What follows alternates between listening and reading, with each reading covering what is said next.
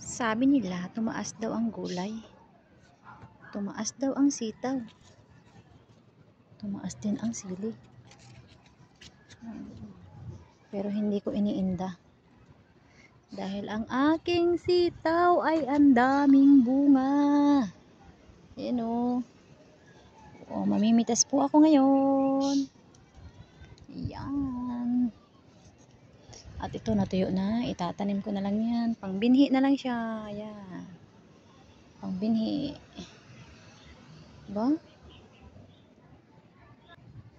Tapos sabi, tumaas daw ang sili. Hindi ko pa rin yan iindahin. O, tingnan mo naman. Tumaas daw ang sili. Lalo na ito. Tawag dito. Siling maanghang. Yung turek. Ito kung konti lang naging bunga dahil sa ulan ng ulan. Tumaas din daw ang talong. Oh. At maliit sa video to. Kahit maliit na talong yan, pwede na yung pagtsagaan. Tumaas din daw ang pichay. Ito, mustasa naman.